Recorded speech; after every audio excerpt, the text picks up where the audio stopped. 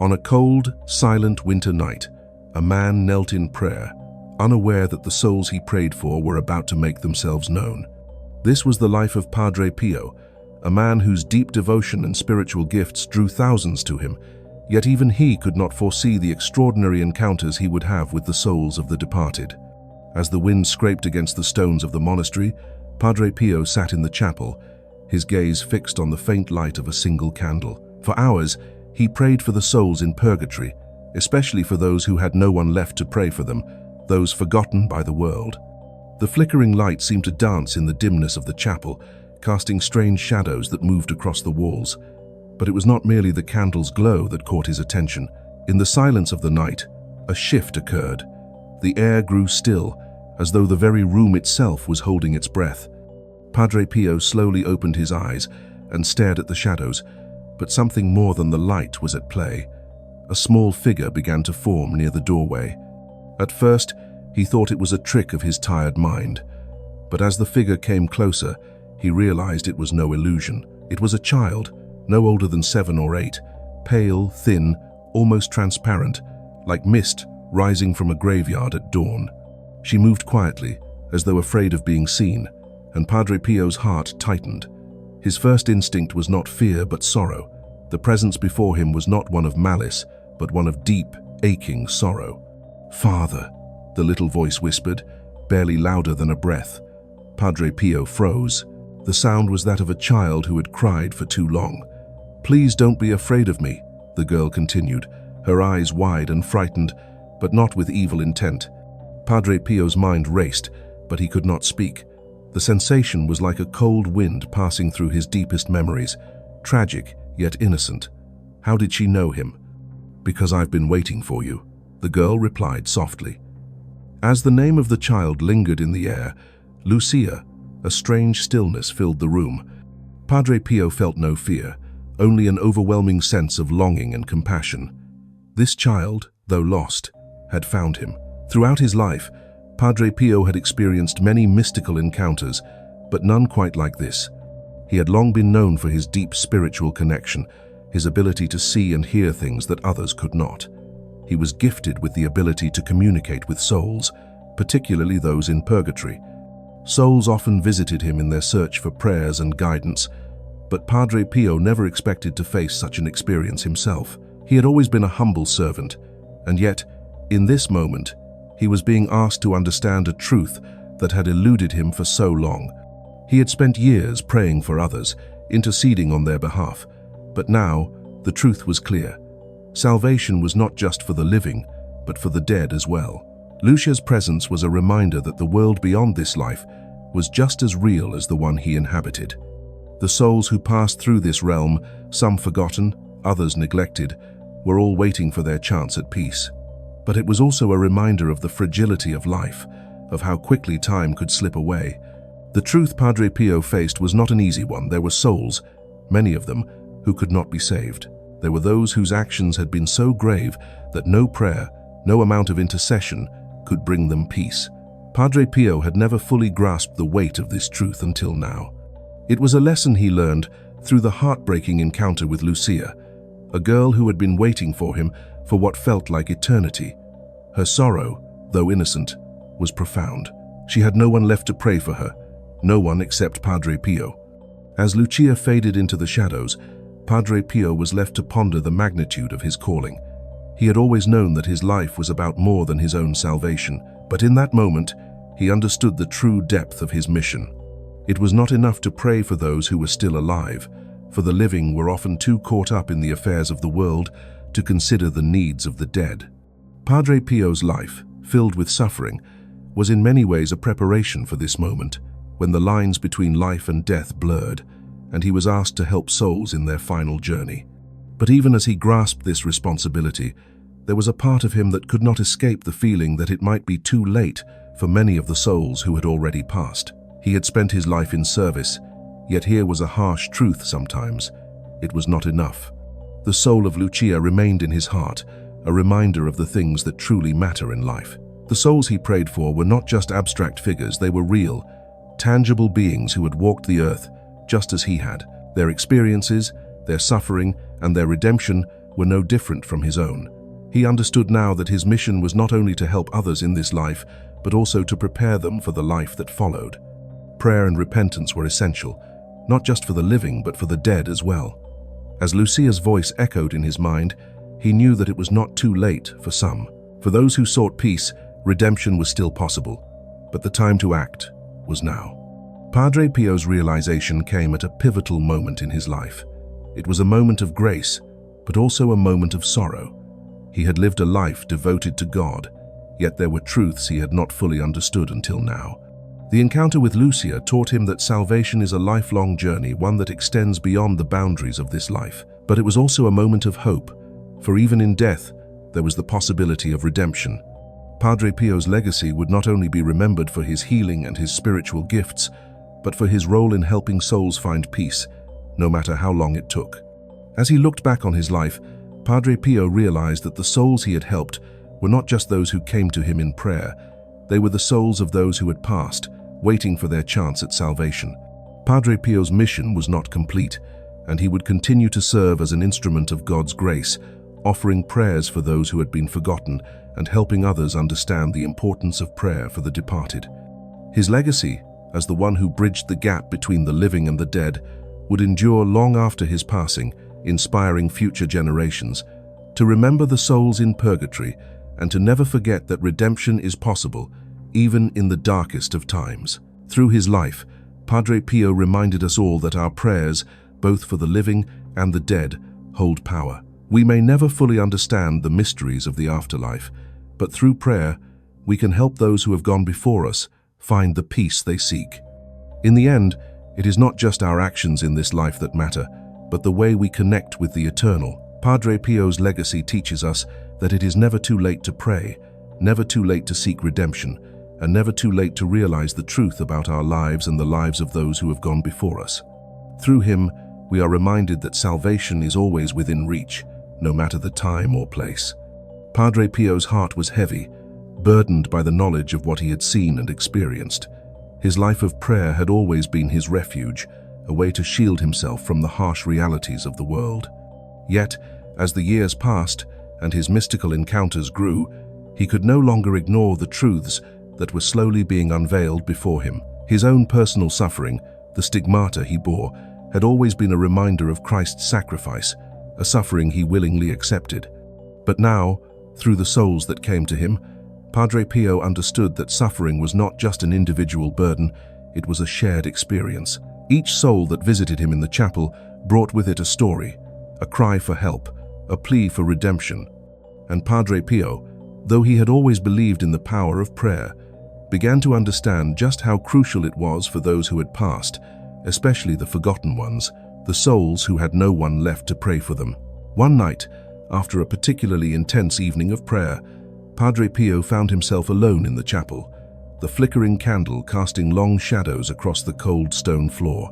The silence was deafening, broken only by the occasional rustling of his robes as he moved to kneel before the altar.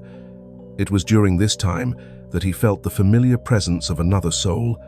He could feel the weight of it in the air, the way the room seemed to hold its breath as if waiting for something to unfold.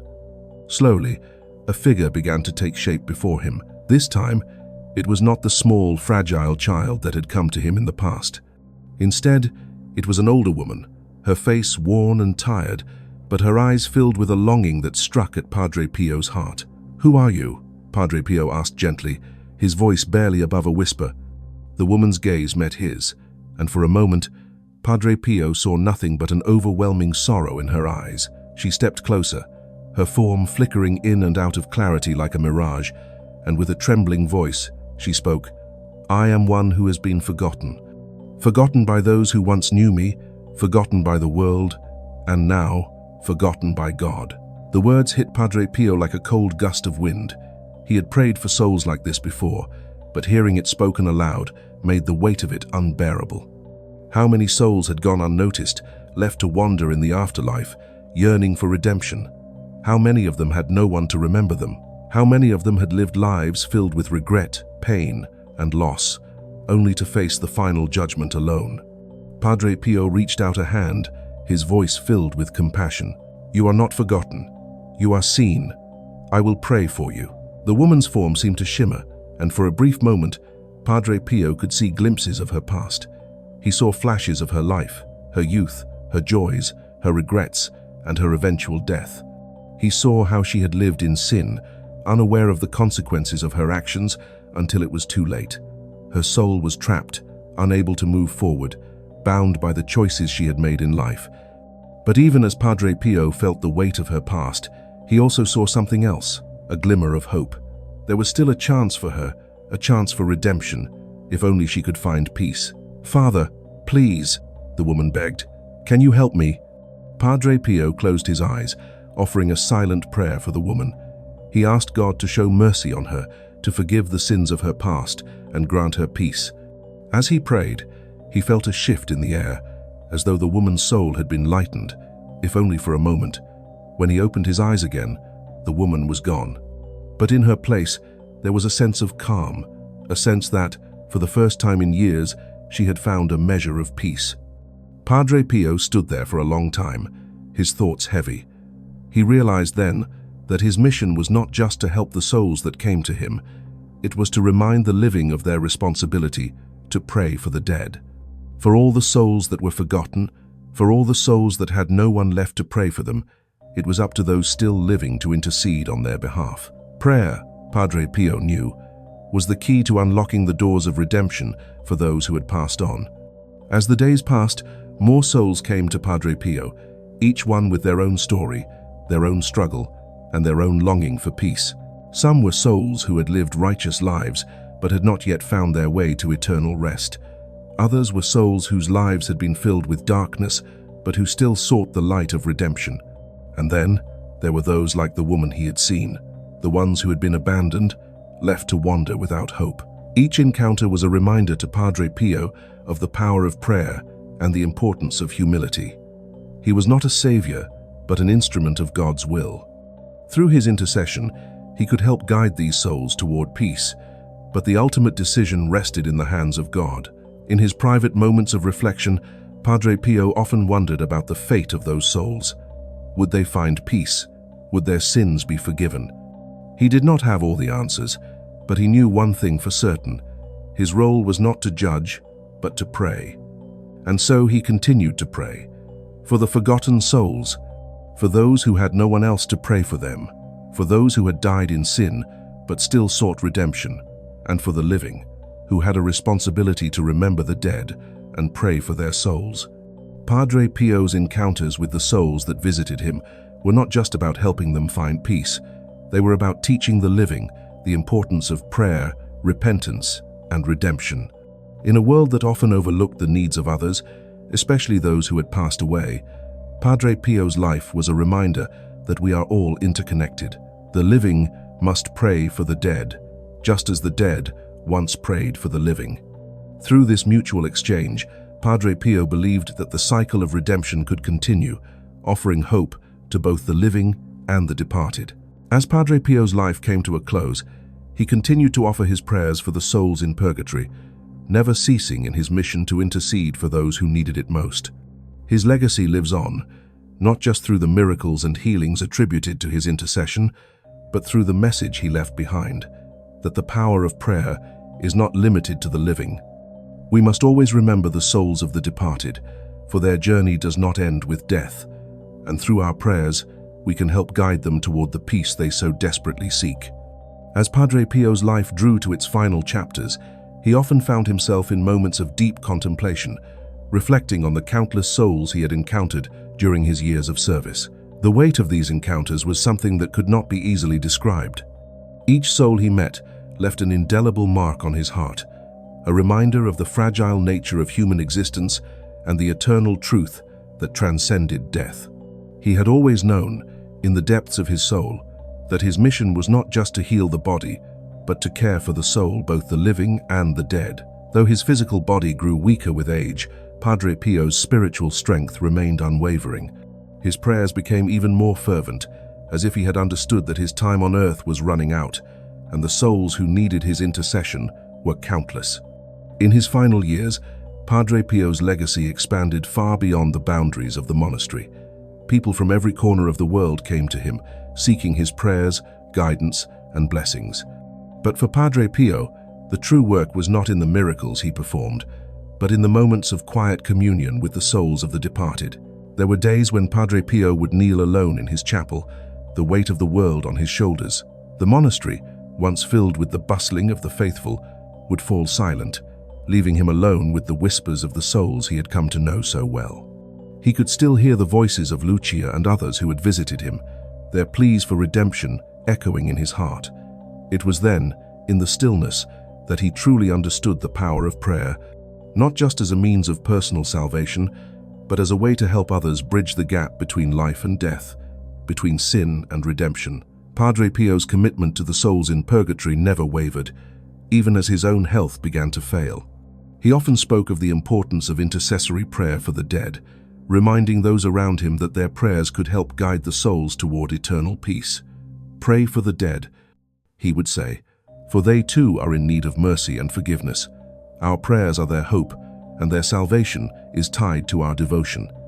As his health declined, many visitors remarked that despite his physical suffering, there was a serenity in Padre Pio that was almost otherworldly.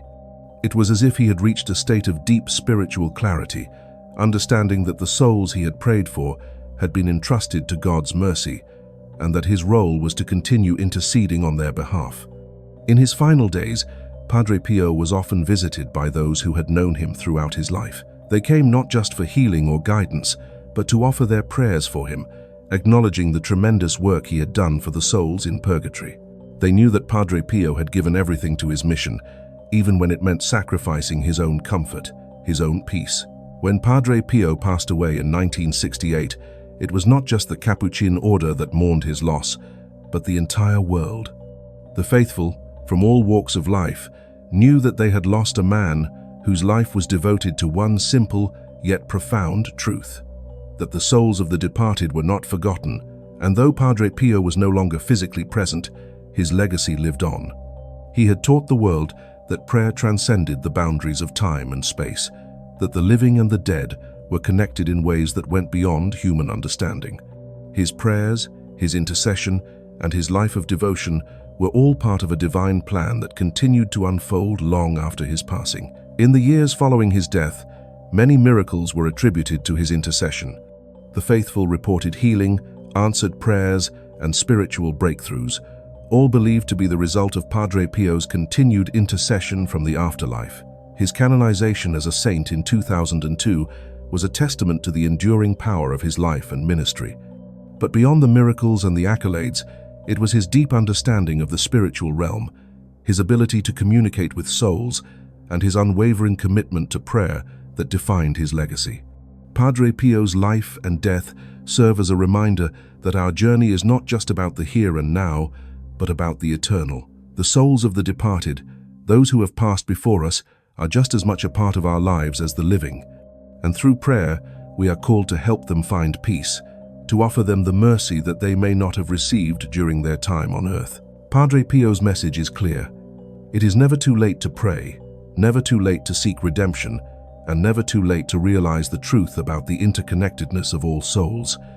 The final encounter with Lucia, the little girl who had waited for him, was one of the most profound moments of Padre Pio's life. He had been her bridge to the afterlife, her intercessor, her hope, and as he continued to pray for the souls who came to him, he realized that his own salvation was not just about his own prayers, but about his willingness to be a servant to the souls of others. In his final hours, he understood that his prayers were not just for the living, but for all those who had passed, for all those who still waited for peace. Padre Pio's legacy teaches us that the journey of the soul does not end with death. It continues, and it is through our prayers, our compassion, and our devotion to others that we can help guide souls toward eternal peace. Just as Padre Pio interceded for the souls in purgatory, we too are called to offer our prayers for those who are forgotten, for those who have no one to remember them. And in doing so, we not only help them, but we also strengthen our own connection to the divine. Padre Pio's life was a testament to the power of prayer, the importance of humility, and the deep compassion that comes from understanding the suffering of others. His encounters with the souls of the departed are not just stories of the supernatural. They are lessons in love, in mercy, and in the unbreakable bond between all souls, living and dead. Through his life and his prayers, Padre Pio reminds us that our journey is not just about our own salvation, but about helping others find their way to peace, both in this life and the next. As we reflect on his life and his legacy, we are reminded of the importance of prayer for the souls of the departed. Just as Padre Pio spent his life interceding for those in purgatory, so too must we offer our prayers for the souls who have passed before us. It is through this act of love and compassion that we continue the work Padre Pio began, bridging the gap between life and death, between suffering and peace, and offering our prayers as a light to guide the souls toward the eternal rest they so desperately seek.